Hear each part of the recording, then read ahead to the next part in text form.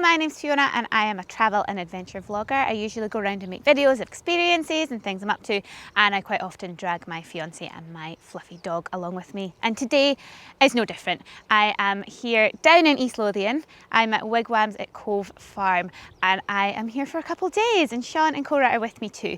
So I'm just going to film a little bit about our trip away, things you can get up to here because there's loads to do in East Lothian, and pretty much keep you up to date with what you can get up to down by the Wigwams. Wigwams are owned by Rosie, Gavin and Rosie's parents Evelyn and Peter. It's a family run business. They've been in business for just over 3 years now, and all of the Wigwams are self-contained. There's 8 and I think they're adding to them. They're adding more and more and more. There's electricity, there's running water, there's USB plugs, there's hot water, which is fantastic, and there's things like kettles and cookers, but I'll give you a tour in a minute. But the best thing is, come and see.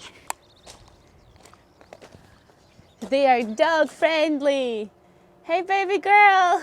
So we have Cora with us for the couple of days that we're down. So we're going to explore, mainly do dog friendly things because obviously she needs to come with us, but there's so much to do and I can't wait to show you what there is to get up to.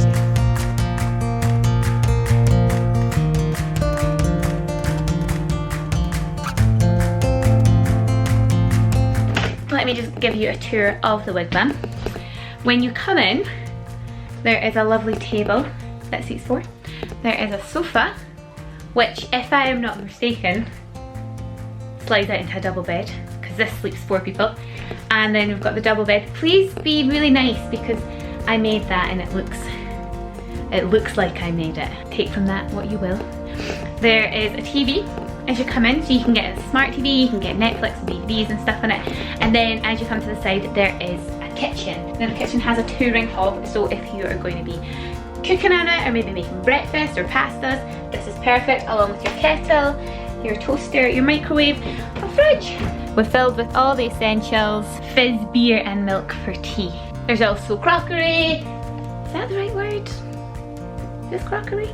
There's mugs, which is important for teas and coffees, bowls, we brought this with us. And there's plastic cups if you want to have a picnic outside or you have the kids, and yeah, just anything that you possibly need. Wine glasses for the all-important wine drinking when you're here too. And then if you come through this way, it is the bathroom. So you have an electric shower, you have a loo, you have some toilet roll, a shower rail, a mirror, a sink and a wee opening window if you so need one. You can also get kindling for your fire or your barbecue, and then you can get fairy lights that go all the way around your wigwam that make it lovely and romantic and dreamy to make your stay that just little bit extra special. As you go around the other side, some of these wigwams, which excitingly I'm so buzzing about, have hot tubs. Now, Peter showed us how to work the hot tub and I really hope Sean was listening.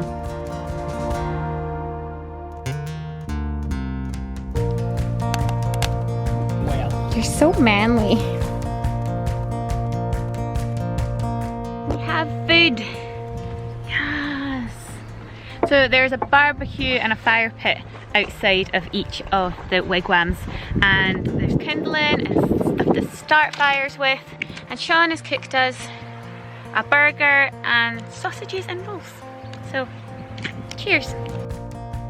So the sun's just starting to go down, it's starting to get a wee bit misty, the haar's coming in from the sea, and so we thought we would do the ultimate cool part of the wigwams, the hot tub.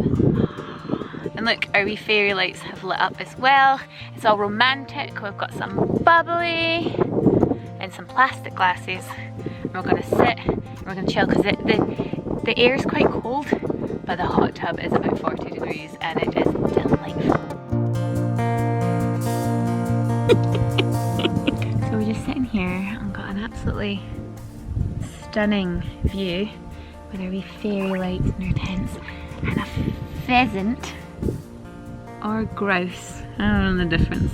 It's just walked past us and that is so cool. He's not even really caring.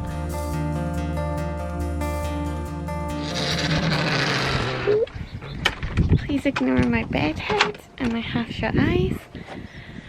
But I just woke up and then I just came outside and look how beautiful the weather is. and just check that view. Like waking up with that view in the morning is absolutely beautiful.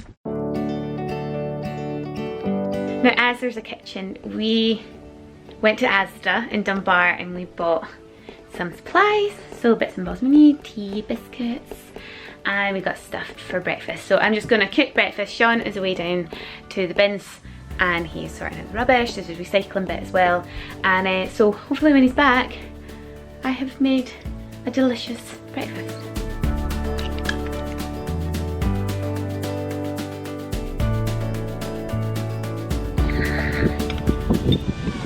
Our activity this morning, we have jumped in the car, headed about 20 minutes along to St Abbs. Now I am absolutely buzzing about this because St Abbs is obviously, of course, featured in Avengers Endgame. This is where Thor came when he was a wee bit chubby and he was trying to hide out and he made Asgard the little village. So we're going to do a bit of exploring, go for a walk, and there's loads of little things like coffees and visitor centres and things, so we're going to have a wee explore of what we can do here. It's an absolutely glorious day here, but obviously because we're by the beach it's quite windy.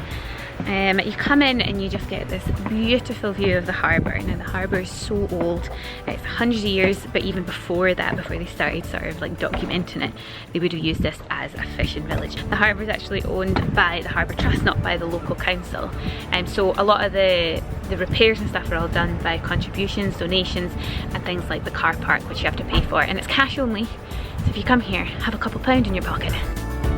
So it didn't take us long to get here at all. It was like 20 minutes and you're pretty much in the Scottish borders, and the wigwams are so close to the A1. Even though it feels like you're in the middle of the countryside, they're super close to the A1, which means you can get to Newcastle or Edinburgh very, very easily. There is the St Abbs Visitor Centre, and if you go in it tells you a whole load of history about the village. It tells you all about how the Avengers actually filmed here and where they filmed bits and what they did to the village. It's free admission and it's also dog friendly, so if you do visit, definitely pop into the Visitor Centre for a wee look and you will definitely learn some things.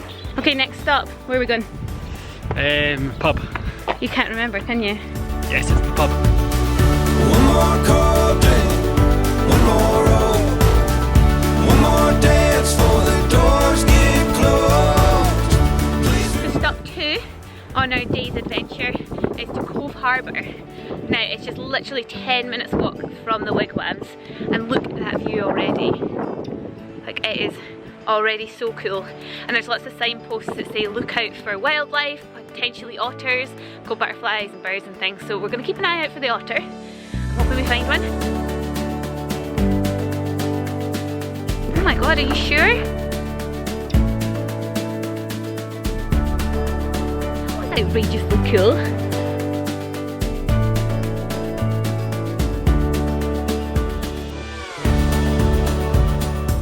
So as you walk along from the Cove, if you come up Cove Harbour and then just keep going straight on, you will end up in Pease Bay, which is a beautiful beach, and it's pretty much, you take a circle around the top of it and you won't miss it. There's caravans, there's surfers in the water, there's people paddling, families having little picnics. It looks absolutely adorable.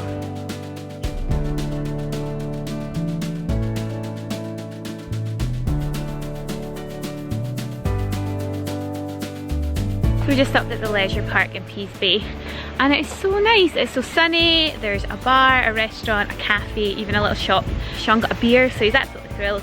And now we're just going to head back up to our wigwam.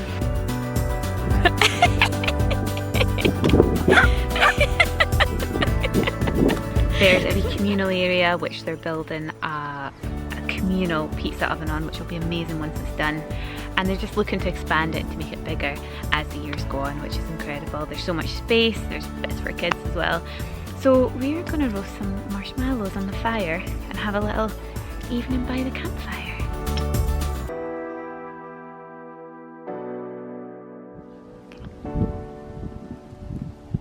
How are they tasting? That doesn't look burnt enough for me. No, I need them charred. So it's the morning that we're leaving the wigwams at Cove Farm. We've had such a lovely time. Sean's just packing the car, taking the dog out for a business before we head up the road. Rosie, Gavin, Peter and everyone have been so lovely, so chatty and friendly, and shown us how to do things, been really helpful, especially when we can't light like barbecues and that hot tub and showing us how to work everything. They have been a delight, and it's such a lovely place they've got here, and they just have so many plans to expand it. I want to come back when that pizza oven is up and ready. And you know, there's a football pitch up the top for the kids, there's a swing ball and stuff that Sean and the dog were playing with, so it's actually for kids. But even just the space, the views you get, you're so close to forests and beaches. There's so much to do. They were telling us about all these different walks that we couldn't even fit in the 2 days that we're down here. So we definitely want to come back here again and explore more options. There's loads of dog friendly places to go, things to see, and there's loads of non-dog friendly options as well, which obviously we didn't partake in. However, one day maybe we'll get a dog sitter and come down to coast and do some surfing and paddleboarding, and I really want to try Fox Lake Adventures as well. So if you're looking for a really nice getaway, a wee break, I honestly can't recommend here enough, and we will be back to make pizza in their communal pizza oven at some point.